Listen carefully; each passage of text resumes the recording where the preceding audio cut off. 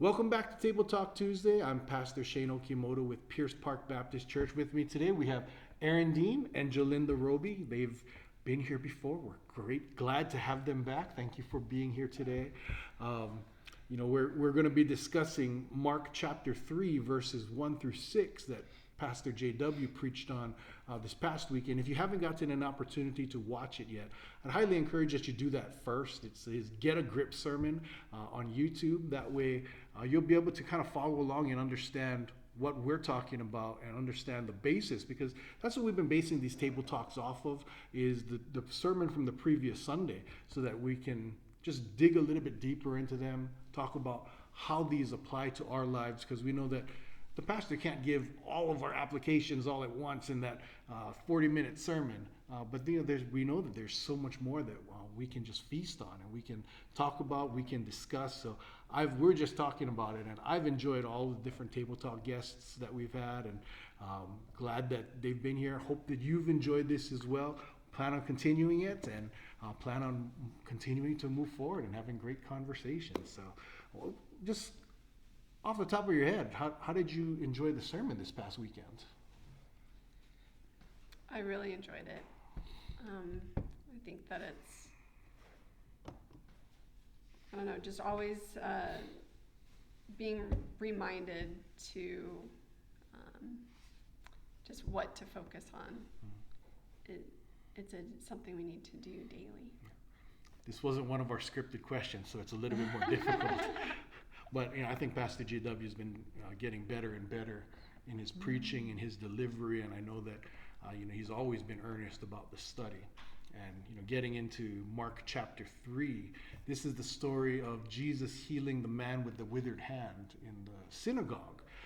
And he did it on a Sabbath, and it just so many different things. And he started off talking about, this may seem like a very small story. Just one synagogue, one man, one hand. If you listen to the sermon, that's actually, I took that word for word from him. And kind of going with that and understanding, it's like, well, but there's so many different things that are going on, that it's not just one man. It's not just this healing, but so much more, not just for that man, but for us as well. And so one of the big things that we see is the conflict with Jesus and the Pharisees continuing to go on, and the conflict between the healing on the Sabbath, and we have that. We see the Pharisees criticizing Jesus. We see Jesus helping this person, and I'll ask this question: what do you find easier, criticizing or helping? That's a tough question. I'd like to think it's helping. That's what makes it a tough question, because it's like, oh. Yeah, but it is human nature, I think, to think, critically of ourselves or other people. And so I think if you do need to give, let's say, constructive feedback, the tough thing is or the challenging thing is to figure out the right way to do it. But it's a lot better, I think, to be helpful and lead by example. Yeah, I'd say it's a lot easier to help than it is to criticize, or like you said, give constructive criticism. It's easier to criticize behind someone's back, and then it's easy to help, and then it's harder to do constructive criticism to someone that you love. Because it's tough to approach those people, because we don't want to hurt anyone. Mm-hmm. But I find criticizing people very easy, because I do that in my heart, I do that in my head, and I know that I'm not supposed to be doing it, and that I change the question up just a little bit, but to recognize that. Hopefully we have that servant's heart like Jesus did, where we don't just want to criticize, we don't just want to even constructive criticism, but not constructive criticism where we're just correcting people. Because I've met other people, and I've known people who they kind of just get off on putting other people down and saying, oh, well, this is the way that you are wrong. And so that makes them feel better about themselves. And I think that's a lot of what the Pharisees were doing with the people at that time. And so their criticism, their correction, whatever you want to call it, was, didn't come from the right place. And one of the points that Pastor JW mentioned was your witness rooted in compassion. And that critical heart is certainly not having that rooted in compassion. But I think all of us are, either we're in danger of falling in the trap, or we fall into the trap of criticizing others, correcting others, not for that constructive purpose, but for a negative purpose a lot of times. And so we know this in our head. It's like, yeah, we should be choosing compassion over criticism. But what makes it hard? And what are some of the risks that are involved in choosing compassion? Why don't we choose compassion over criticism on a regular basis?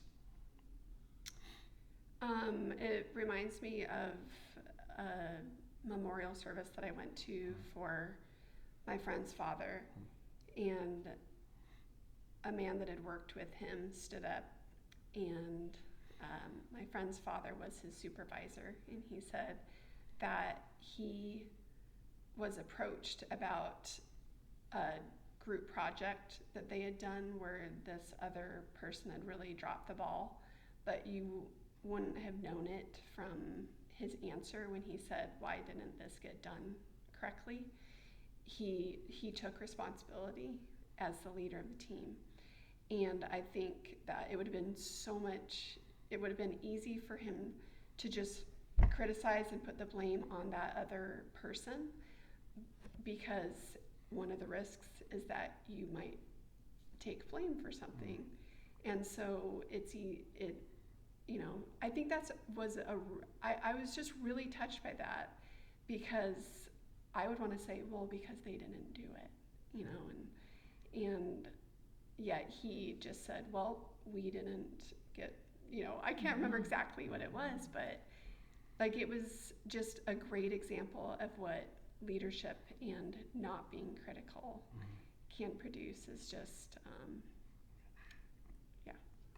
compassion can get us hurt. Yeah. Because it makes us vulnerable at times. Yeah. And we put ourselves out there. And so I think that's one of the big reasons why it's scary. Yeah. I think also we risk looking weak. I think the world... That's what I thought of first, yeah. The world doesn't think weakness. Well, yeah.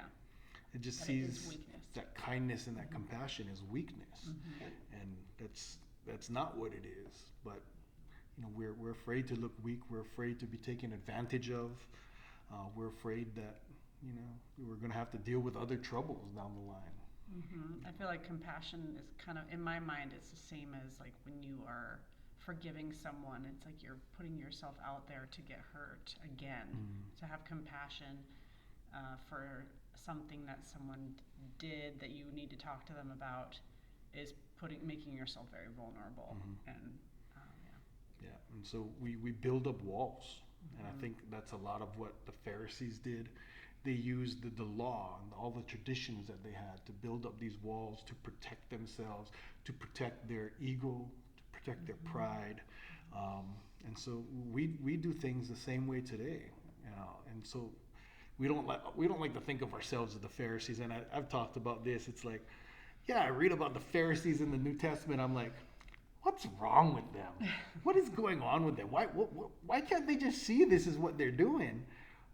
And at the same time, I maybe do the same things in my life, in the world around me. And so, what kind of rules and traditions for us today sometimes create distance rather than building up that compassion and extending that compassion? Well, Jesus says he's the only way, so people who don't believe in him, that's a big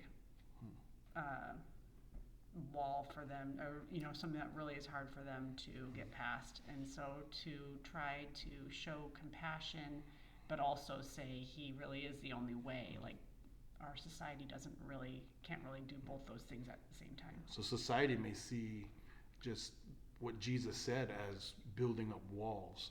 And not compassionate, Yeah.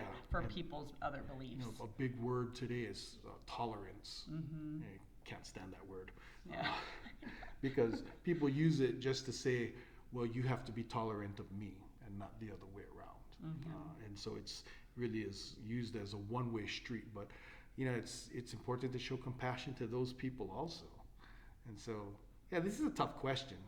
The rules and traditions. To stand up behind rules. I think it's easy just because we don't need to take accountability at times. It's like, well, these are the rules. This is just what it is.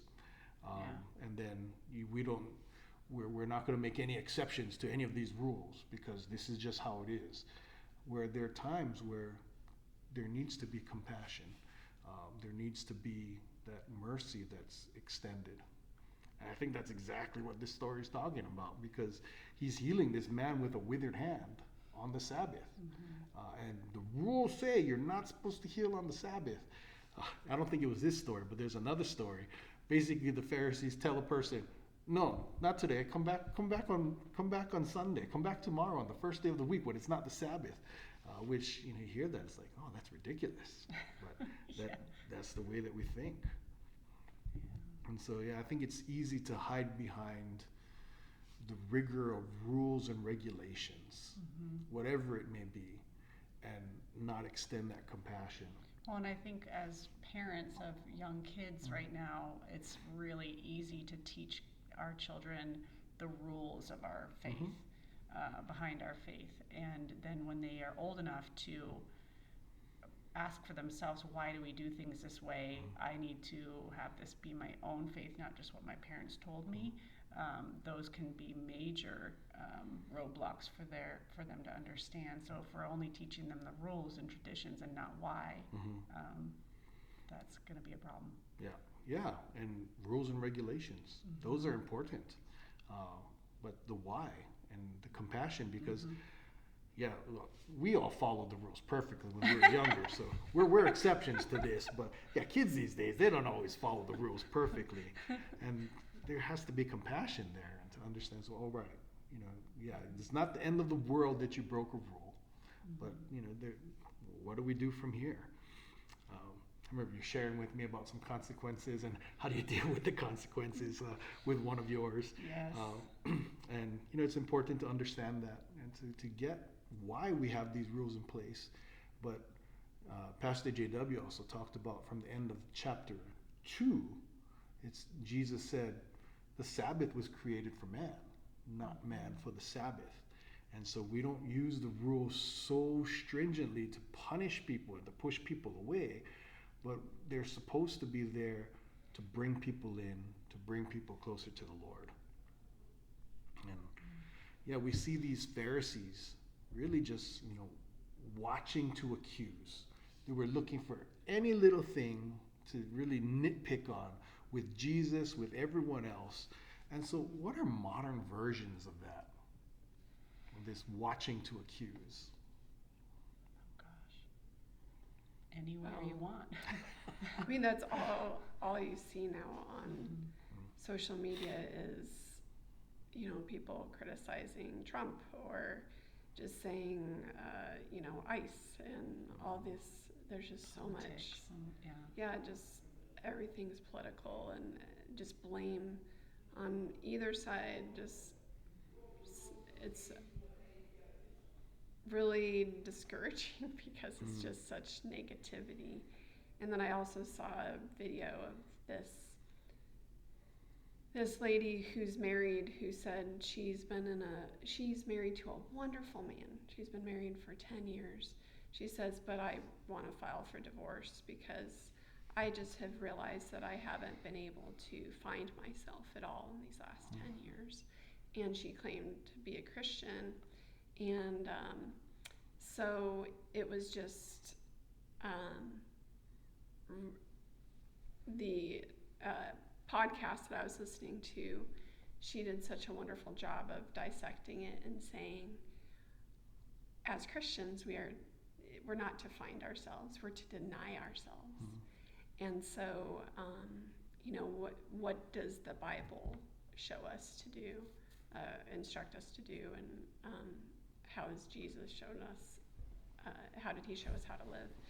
And so it's just, I think, like in that example of like, she wants to just be like, well, it's his fault that I don't know myself, or that, I'm not getting what I need, when we're called to love others and honor our commitments and live with integrity. And there is joy found in that, but it's just such a self-absorbed culture. Yeah. So, And I think that's a big problem, and that's what gets us to that point of watching to accuse, is we're so inwardly focused on what do I want, how do I think the world is supposed to work, rather than denying ourselves and saying, all right, what can I do to be more compassionate, to be more Christ-like, to share God's love.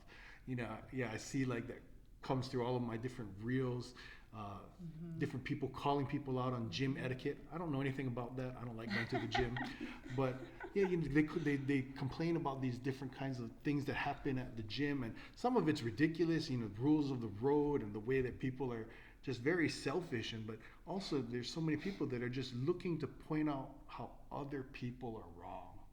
And you mentioned politics. That's a big one in this day and age. And so, there's lots of different things that are going on, and so. We recognize that some of these things are just ridiculous. Some of them can be a big problem. So, what do we do instead of, watching to accuse? What options do we have instead of doing that and behaving in that manner? Well, this is just so, the watching to accuse is so prevalent in social media and in our lives with the reels and all that stuff that it's hard to get away. But it is. It feels when I get in those, like if I'm watching those social media things, and I feel that something's being fed, something that is not from God inside of me, like pride or something, like like that person's wrong, and I know that whether I'm the one saying it or I'm listening and saying like they're both the same to me. It's a sin that I am feeding, and so. Just gotta turn it off. I don't know what else. Just turn it off. Turn your eyes to God. Open up your Bible. I mean, that's the basic thing to do. The simple 101. Yeah, as with my two daughters, I one of my favorite things to do, and I need to remember to do it more often, and I do it when I'm teaching as well with students, catch them doing good things. And so I'll like kind of quietly say to one of my daughters, I saw that and as soon as they hear, I don't want them to bristle like, oh no. I saw how kind you were, and that you whatever good thing they did. And then they just usually are kind of quiet. And I just want that to, like, I'm watching you, but I'm watching to catch you doing good things. So watching to praise rather than watching to accuse. And you mentioned that watching to accuse, you feel that thing being fed in you, and I feel like it's my pride, and it's like, oh yeah, that person got their due justice, whatever it may be, but I just feel that pride, and it's like after a while, hopefully I recognize it sooner than after a while, but. It's like, this isn't healthy. This isn't what God wants. It just I feel that inner turmoil building up in me. So it's like, you just got to turn it off sometimes, and look to do just the opposite. Look for the positive things. And it's something where I feel like you have to train yourself to do that, because our default is to look for the wrong. I always think you were saying the Pharisees and Sadducees, but when I read the Old Testament and they talk about the Jewish people grumbling, like in the desert. And I'm just like, I am such a grumbler. Like, we are no different today than the Jewish people were in the desert, No, I read that and I'm like, what's wrong with you guys? Why are you grumbling? Look at everything that God has done for you. Why would you do that? Oh, I would be grumbling like crazy. And then at the same time, it's like, well, look what God has given me, and I still grumble. Yes. Oh, and so it's a matter of modeling how Jesus deals with people, rather than just looking to accuse. And we see in this story that he's willing to take the time for this one man. We don't even know his name, we don't know his background, we don't know what happened to him afterwards, but he was important to Jesus, and he didn't allow any of these policies to slow him down, didn't let the pride in his heart stop him from doing this. And so, yeah, we it's investing in people. This is the second point that Pastor JW talked about. And so, we look at these different rules and regulations of, the things that we're trying to teach the kids, we try and pass on to others. And we know that that can sometimes be, a stumbling block for people because they get so caught up in the rules and they don't understand the why and the purpose of it. And so, how can we hold spiritual traditions and disciplines in a way that deepens our relationship with God, rather than hinders relationships with others? Yeah, I try to do, it ends up making me do less, like less sort of volunteering or outreach when I think, oh, I'll just wait till I'm ready to do it. So I'm not doing it because I'm supposed to do it. So there is kind of a balance where I have to say, no, you should try to push yourself a little bit. And yeah, I don't know. Yeah, because it's a fine line, because it's like, well, I'm going to do less because I don't want to overtax myself, but it's also, you don't want to go so far to say, well, I'm just not going to do anything. Right, yeah. Or not overtax myself, but do it because, or I just do it because I think I'm supposed to. And, or maybe someone's like, it'll make me look good from the outside or something because I'm accomplishing these things or something. But, Because, that's the other side. It's you can go so far and it just becomes a rote thing that you're doing to please God, which ironically isn't pleasing God at all. Yeah. And so what can we do to take these spiritual disciplines, the times that we pray, the ways that we serve, the devotions that we do, the Bible study, to make sure that it doesn't become just that rote thing, but instead it's going to be something that deepens rather than gets in the way of relationships? I've found is connection with people, building relationships with the people. So I want to go to be with them, and then I feel like we can worship together. Okay. Sorry. Oh, no. I was trying to think of something good. Oh. Yeah, because it can be tough. It's like, oh no, I'm supposed to be at church on Sunday, but if that's all that we're thinking, I need to be at church on Sunday, not thinking about the relationships, not thinking about connecting with God. We think, well, what are the things that we're supposed to do? That's the beginning of sometimes a slippery slope. Yeah, I'm reading a book right now in a study, and it's called The Legacy Life, and it's by the founder of Hobby Lobby. And he talks about how, our time on earth is so short, and this is what we're always focused on versus our focus being on heaven. Well, not always, but we get caught up in the life we're living and need to just like reshift to an eternal focus. And so that's how I just try to put it into perspective with what I'm doing. Because what you do, how you spend your money, how you spend your time, what you talk about, those are all what your values are and what is most important to you. And so I just, especially being a mom, I just really try to remind myself every day, this is an eternal focus of, I want to be an example of Jesus to my girls, and I want them to know, like truly experience his love and experience grace and give grace. And so just trying to figure that out, how to do that by, praying, getting in the Word, reading other books. And I don't know, it is very hard to find that balance of how to fit everything in and keep focus, but I think that's our challenge in 2026. Yeah, stay focused. And I think this question will vary for each person, because Satan is going to try and pull us off track in any way possible. And for me, I enjoy the study portion of it, but sometimes I get so wrapped up in here that I'm missing everything else that's going around me.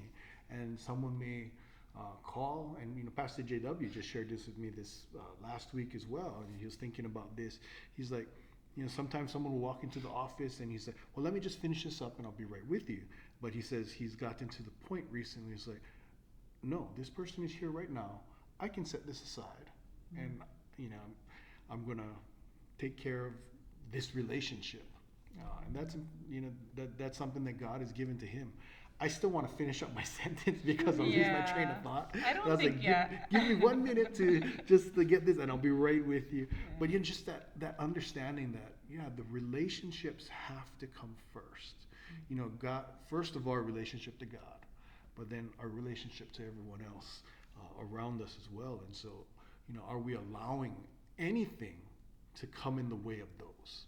And if we are, then we're slipping. Well, and I think the message of the world so often is to be irritated by people. I hear so often, whether it's comedians or just people like, ugh, I hate people. Like, people are so stupid. People are so dumb. Like, I hear that a lot or see that a lot on clips. And it's easy to think, oh, yeah, gosh, people are so dumb. Wait, I think that a lot about drivers, because everybody always says, oh, everybody drives so bad. I'm like, guess what? That's also me. Like, I'm one of the drivers out there. And, I was listening to a podcast where they were saying, I love people.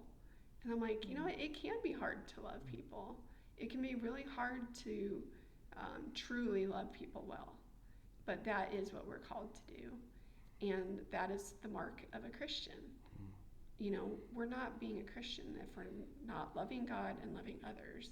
And by loving God, he says, love your neighbors yourself how many times in the Bible? And so, yeah. Yeah, and I think what you're talking about is so important as well. We understand this, what we're supposed to do, but I think, what are we feeding as well? We're listening to all these different things that say people are so dumb, and agreeing with that. Yes, I agree. People are so dumb. Or are we really listening to God, who wants us to say, yeah, I love them. Mm-hmm. Yeah, they may be dumb at times, but I love them. Yeah, it's really a countercultural choice to make, to be that way. Yeah, because it's so easy to pile on, so easy to watch to accuse, rather than doing just the opposite, like what Jesus did. And we see these good intentions, and we see what happens at the end of the story with Jesus, and the Pharisees at this point just went away to try and plot to kill him with the Herodians. What does this passage reveal about how quickly good intentions can turn into hostility?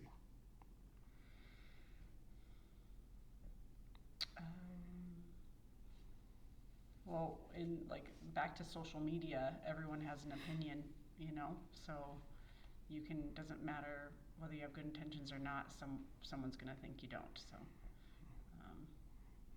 yeah. Mob mentality can turn pretty gruesome pretty quick.